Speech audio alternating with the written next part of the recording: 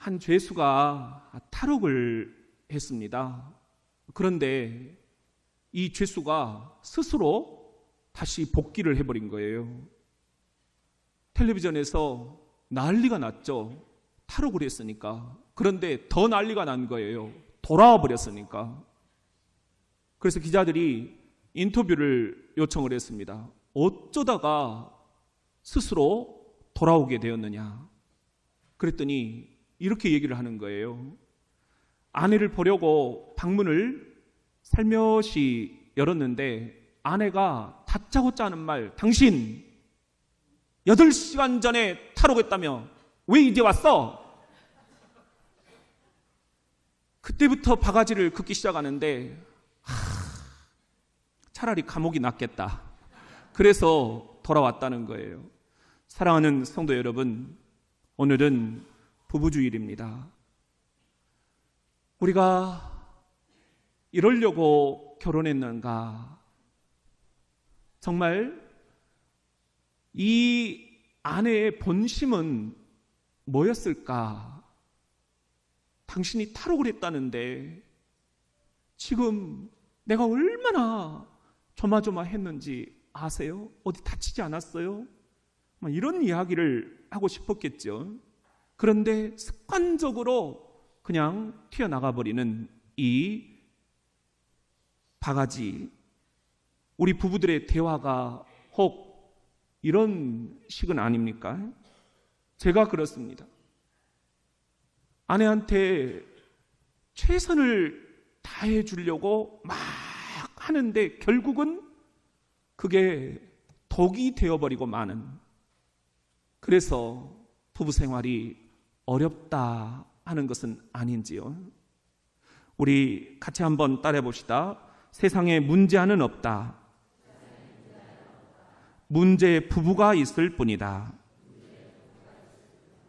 여기 둘째 딸이 있는데요. 그 둘째 딸 얼굴만 봐도 못마땅한 아빠. 신발이 그게 뭐냐?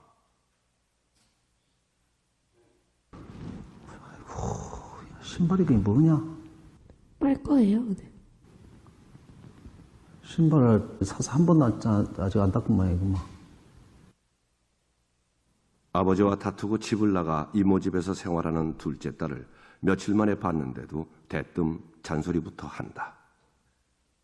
나는 너 진짜 신경 안 쓰게 하고 좀 편하게 좀 학교 좀 착실히 좀 잘 다녔으면 좋겠어. 아빠 맨날 하는 말을 그러잖아.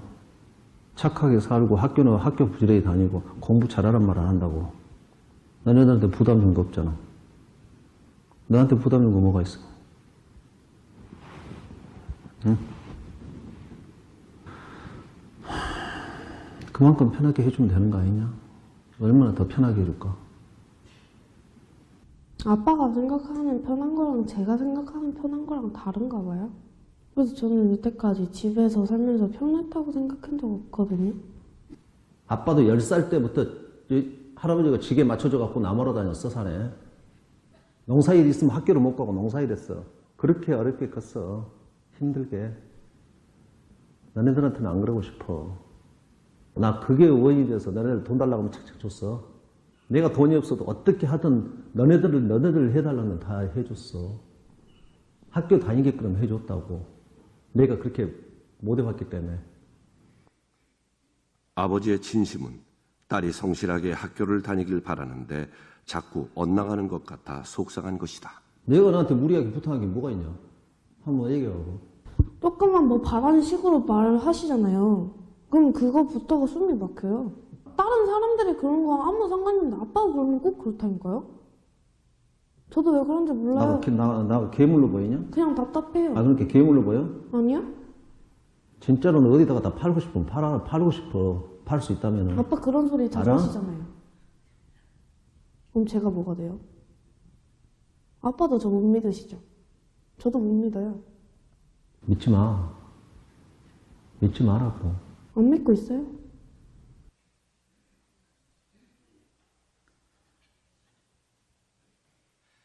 어쩌다가 이렇게 됐을까요? 너 같은 건 어디다가 팔아버리고 싶다. 정말 해서는 안 될 소리까지 하고 마는 거예요. 이 아빠가 하는 이야기, 10살 때부터 나는 지게를 졌다. 가장이 됐다는 거예요. 집안을 먹여 살렸다는 거예요. 그래서 너희들만큼은 고생시키고 싶지 않았다. 아빠 본심은 이거잖아요. 그런데 둘째 딸은 아빠가 그렇게 자기들한테 최선을 다해서 막 해주는 게 오히려 숨통을 조여온다. 이렇게 여기는 것입니다. 최선을 다하는 아빠, 그럴수록 엇나가는 딸. 결국 이 딸의 문제는 부부의 문제에서 원인을 찾아야 합니다. 그래서 세상에 문제는 없다. 문제 부모가 있을 뿐이다. 그렇게 이야기를 하는 것입니다. 과연 이 가정의 치유의 방법은 없을까? 주님께서 우리들에게 주시는 하나의 방법이 있습니다. 우리 23절 말씀 같이 한번 읽어봅시다. 시작. 이는 남편이 아내의 머리됨이 그리스도께서 교회의 머리됨과 같음이니 그가 바로 몸의 구주시니라. 우리가 얼마나 많이 성경으로 알았고 또 성경으로 공부를 했습니까? 교회의 머리는 누구시다? 그리스도시다. 이것은 아는데 우리가 집안의 머리는 남편이다.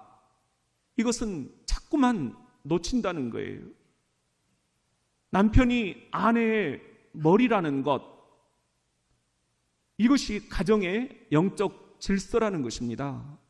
교회의 영적 질서는 그리스도가 머리여야 하듯이 가정의 영적 질서는 남편이 기도하는 아빠가 튼실히 그 머리 역할을 해주고 아내나 자녀들이 그 머리 역할 하시는 아빠와 남편을 인정을 해줄 때 이것이 온전한 질서가 유지된다.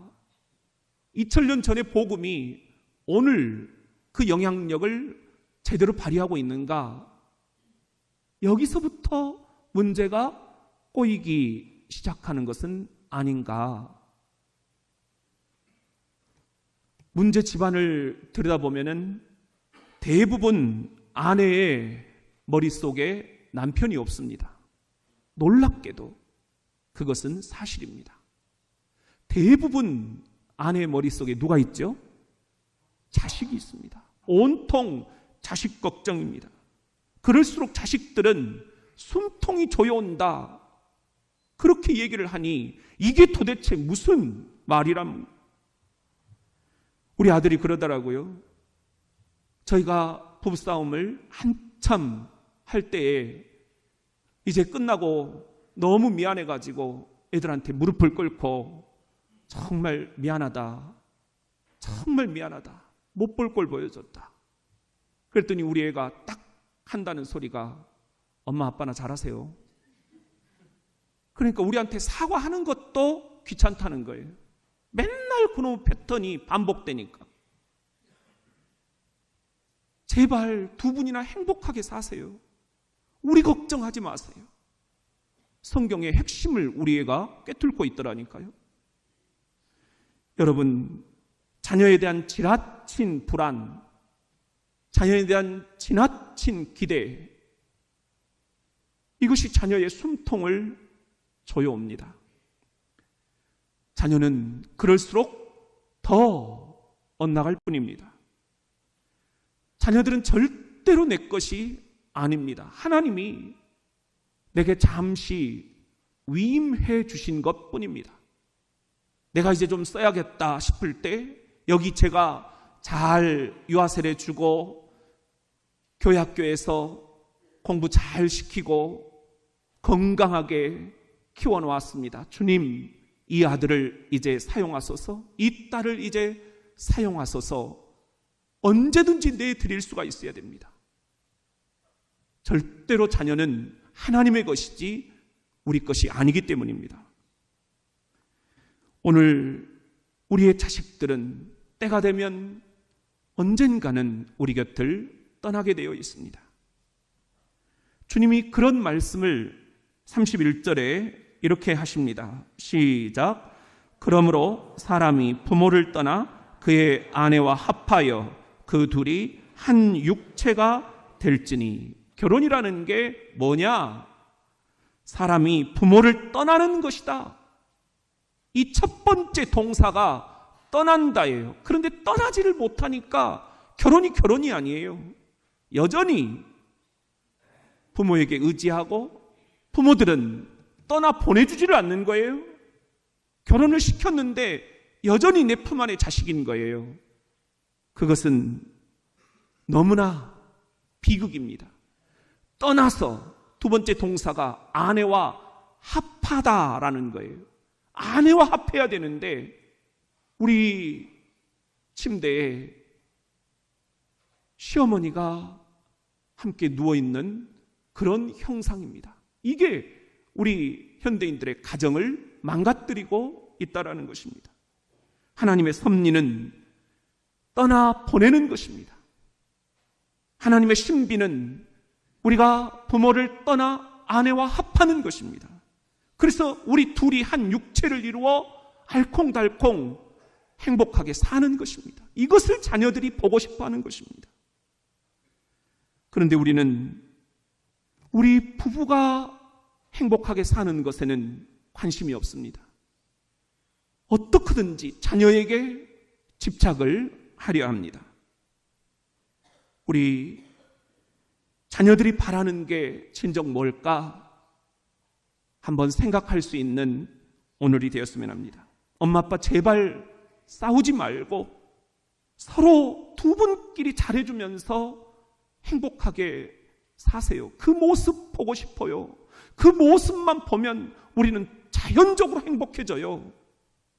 사랑하는 부부 여러분, 온 성도 여러분, 부부주일 자식에게 최선을 다하는 것은 두 번째, 부부가 서로에게 잘해주는 것이 첫 번째. 이 순서가 뒤죽박죽 되어버리면 안 된다는 것.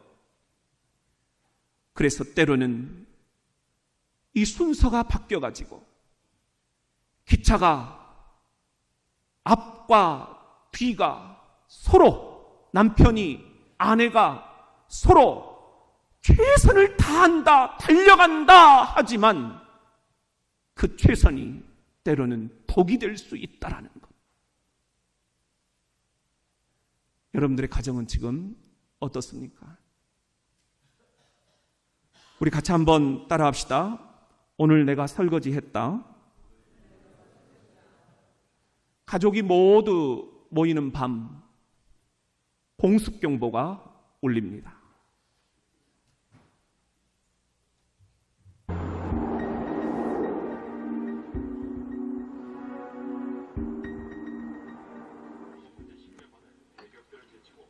아버지 박은수 씨는 요즘 부쩍 방 안에서 술을 마시는 일이 잦아졌다. 가족들은 의례 그러려는 듯 TV 앞에 앉아있다.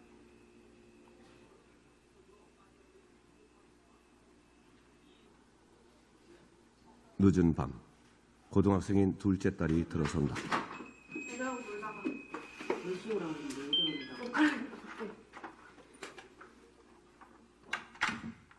둘째 딸은 지금 사춘기 절정에 와 있다. 인기척에 방에서 나온 아버지, 분위기가 심상치 않다. 너는 이 새끼야, 어? 너 옷 갈아입는 게 먼저냐? 야, 애비같이 안 보여? 어?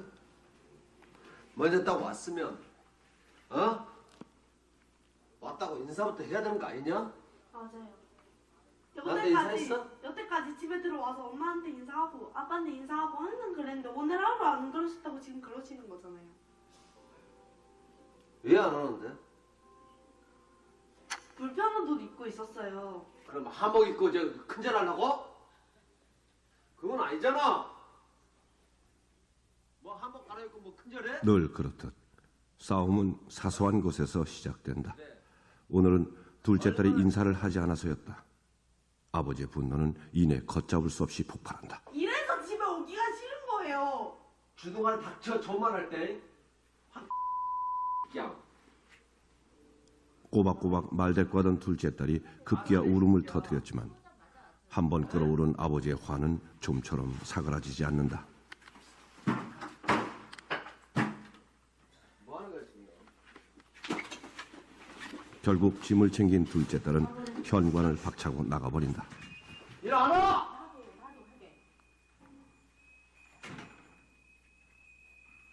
어떻게 애미날 새끼나 똑같냐 이 들아? 야, 내 말 들어봐. 그럼 공격은 곧바로 어머니에게로 향했다. 아버지는 딸들과 어머니가 한편이 돼 자신을 몰아세운다고 여기고 있다. 언제 들어왔냐고. 너희끼리 놀아. 아빠는 아빠 혼자 놀 테니까. 됐냐? 왜 나만 그렇게 죄인이 되는지 모르겠다. 나는 진짜 그래. 왜 나만 그렇게 아니 죄인이 당신 되냐고. 죄인이 되는 게 아니라 당신 스스로 그렇게 만든다니까. 왜 그래? 당신 스스로가 자기를 그렇게 만들어. 에?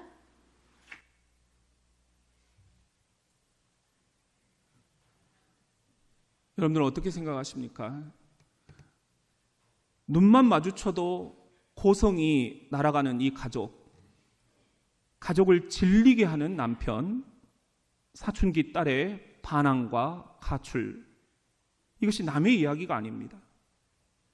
이 살얼음판 같은 상황을 벗어나고 싶은 아내, 엄마와 딸은 이 모든 화살을 남편에게만 돌립니다. 남편은 자신을 향한 이 모든 비난의 화살이 너무나 억울합니다. 너희끼리 놀아.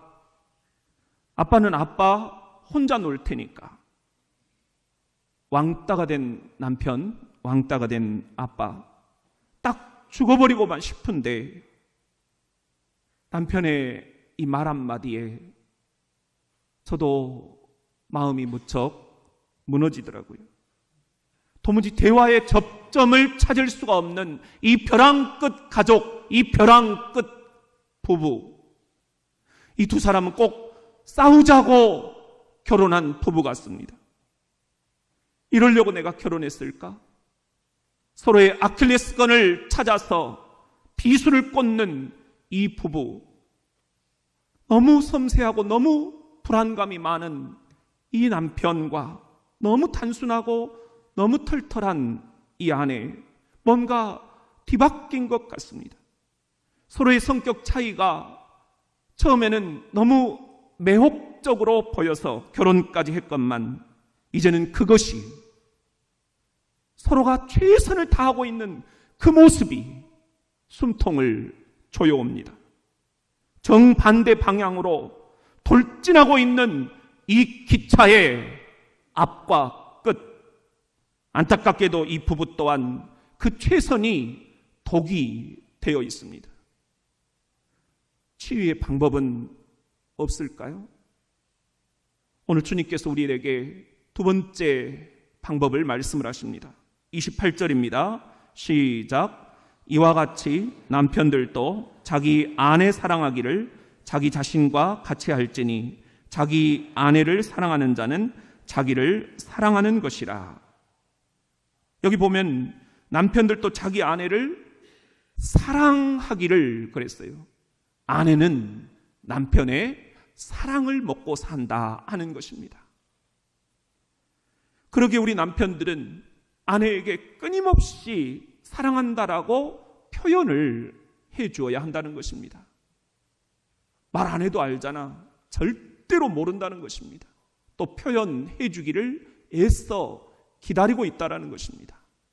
오늘 우리가 이렇게 꽃 한 송이를 전달하면서 사랑과 행복을 표현했듯이 말입니다.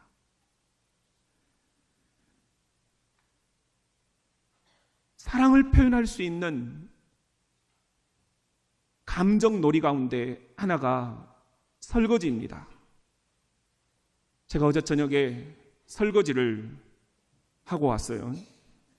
오늘 설교는 해야 되는데 이게 갑자기 찔린 거예요. 너무 설거지를 한 적이 오래된 거예요. 설교를 하려면 설거지를 한번 하기는 해야겠구나. 그리고는 딱 설거지통 앞에 갔는데 아내가 나를 딱 이렇게 보더니 웬일이야? 오늘 설거지 몇 거 없는데? 진짜 그릇이 몇 개 없더라고요. 근데 괜스레 좋아하는 거예요. 근데 놀라운 건 설거지를 하면서 내가 더 기분이 좋은 거예요.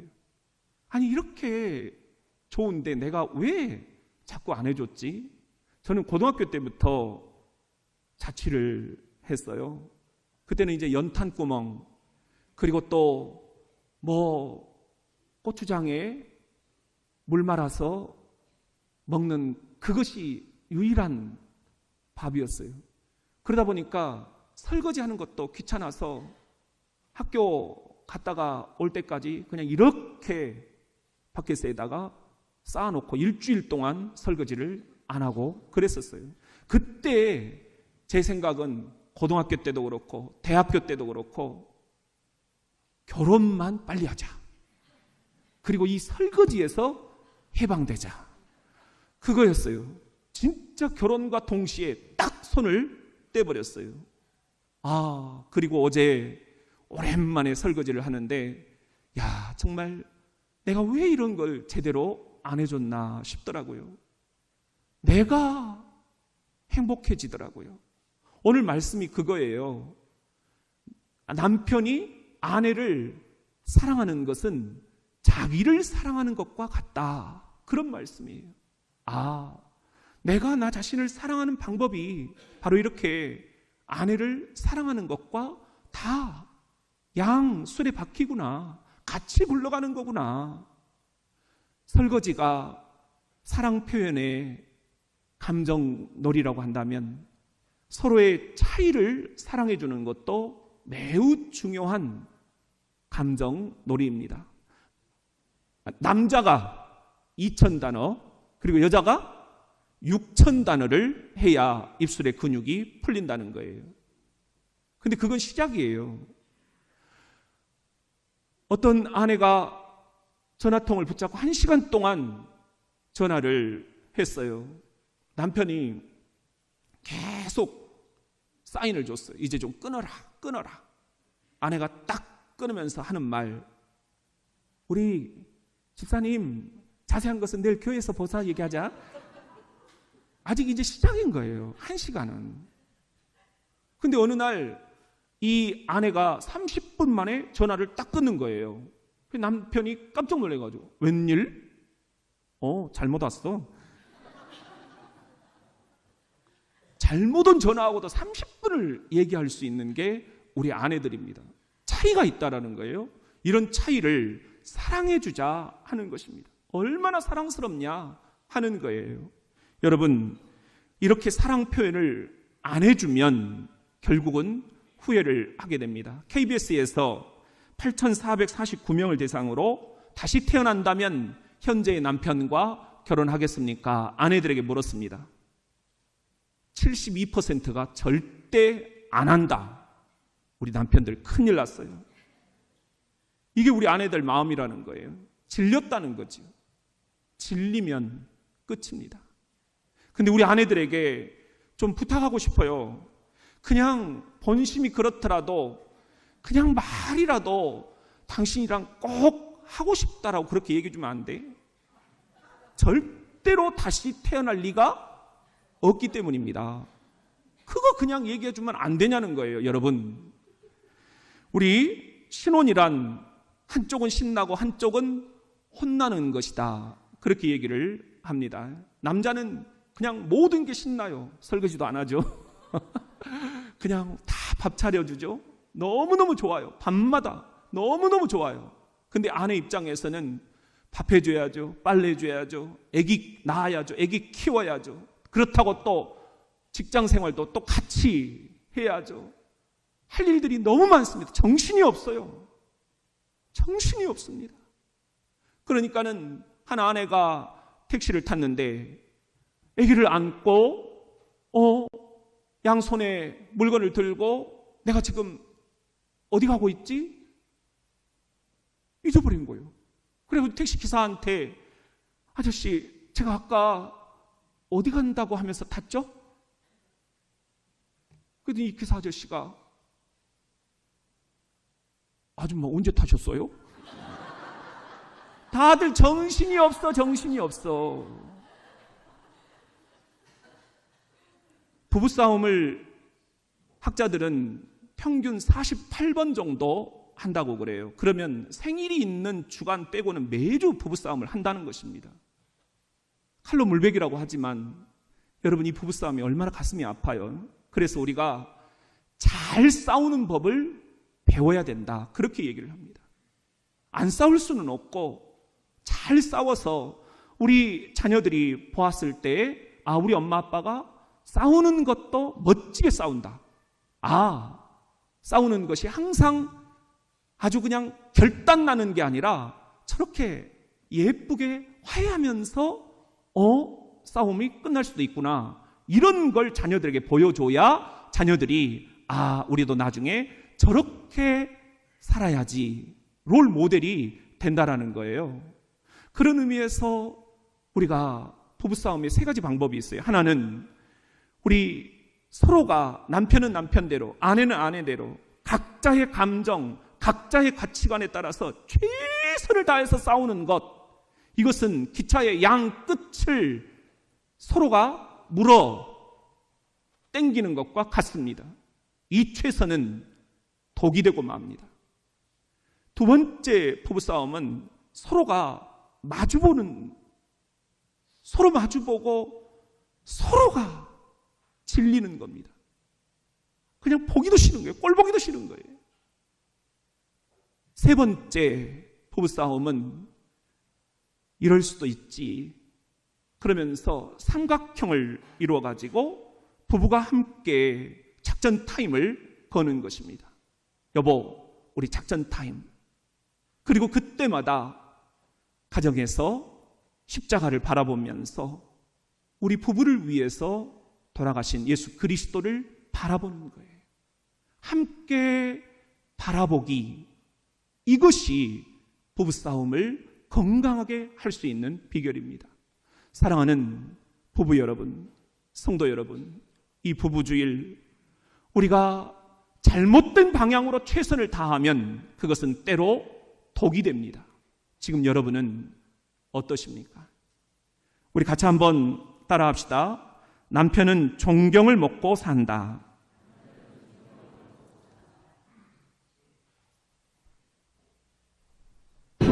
눈만 마주쳐도 고성이 오가던 이 가정. 그런데 식사 중인 부부에게서 달콤한 분위기가 풍긴다.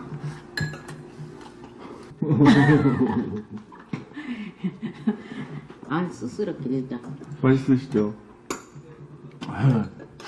맛있어요. 내가 까주니까 더 맛있는 거지. 아니요? 아니 뭐 말고. 이렇게만 살면은 지금처럼. 근데 이제 언제 어떻게 터질지 몰라서 그런데 그런 일만 없으면은 지금 이렇게 살면 편할 것 같아요. 서로 뭐 안 긁으니까. 서로 안 긁어요. 긁는 것보다도 이제 조금씩만 이제 그 이해를 바라는 마음으로 사는 거예요. 뭐랄까 말하면은 시비 거는 식으로 막 하고 그랬었는데 그전처럼 이렇게 막 성기려고 막 그렇게 하진 않아요. 막무가내. 그거 좀 달라졌어요. 그죠? 당신 넣을 거예요? 살얼음판처럼 차갑고 아슬아슬했던 집안은 몰라볼 정도로 따뜻해졌다.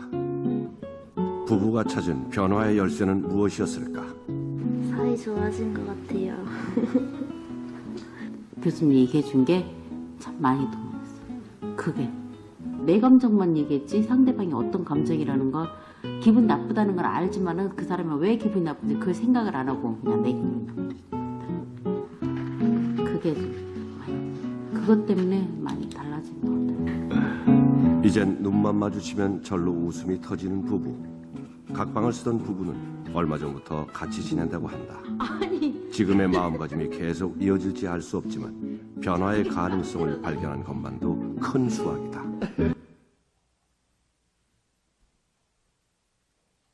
이렇게 보기 좋은데 왜 그렇게 극단으로 치달았을까?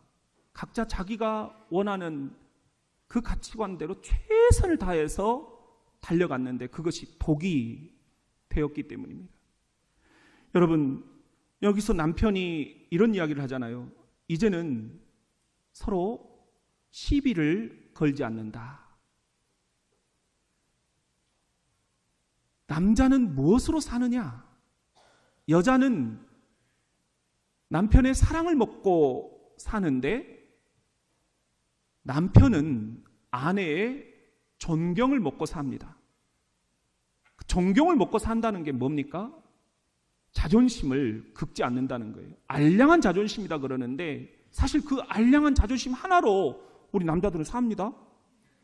그걸 자꾸 그냥 시비를 건드려 버리니까 그냥 모든 게 다 독이 되어 버리는 거 아니겠습니까? 오늘 주님이 그 말씀을 딱 하신다니까요. 어떻게 2000년 전에 예수님이 이런 말씀을 하실까? 5장 33절 말씀입니다. 시작. 그러나 너희도 각각 자기의 아내 사랑하기를 자신같이 하고 아내도 자기 남편을 존경하라. 자기 남편을 뭐하라? 존경하라. 남자는 존경을 먹고 산다는 거예요. 그러니까 우리 남편 최고라고 좀 해주면 안 되냐는 거예요. 우리 이 딸이 얘기를 하잖아요. 사이가 좋아진 것 같아요. 얼마나 애들이 그동안 불안했을까. 엄마 아빠 싸우는 모습을 보면서 우리들도 애들한테 얼마나 미안했어요. 아마 이 집안은 더 심했을 거예요. 지옥에서 천국으로 지금 바뀐 거예요. 갑자기 바뀐 거예요. 서로가 시비를 걸지 않았다는 거예요. 이제 자존심을 세워주기 시작했다는 거예요. 아내가 남편을 존경하기 시작을 했다라는 거예요. 이빨이 혀를 깨문다고 그러잖아요. 이게 부부 아닌가요? 우리 결혼이라는 게 판단력 부족 때문이라고 그러고, 이혼이라는 게 인내력 부족 때문이라고 그러고, 재혼이라는 것은 기억력 부족 때문이다. 그런 이야기를 하는데요. 여러분들, 우리가 좀 이 시간 주님 앞에 기도하는 마음으로 서로 반성을 한번 해봤으면 좋겠습니다. 지금 여기는 결혼을 꿈꾸고 있는 이들이 있을 거예요. 새로운 행복을 꿈꾸는 이들이 분명히 있을 거예요. 우리 어떻게 꿈을 꿔야 될 것인가? 우리 이러려고 결혼했을까? 이빨이 혀를 깨무는 것 같은 그런 부부 생활이 아니라 이제 좀 더 주님께서 기뻐하시는 그런 결혼 생활을 꿈꾸는 그런 부부가, 그런 영혼들이 되어야 되지 않겠습니까? 이 시간 아내로서 남편의 자존심을 세워줄 수 있는 그런 성도들이 되시기를 주의 이름으로 축원합니다.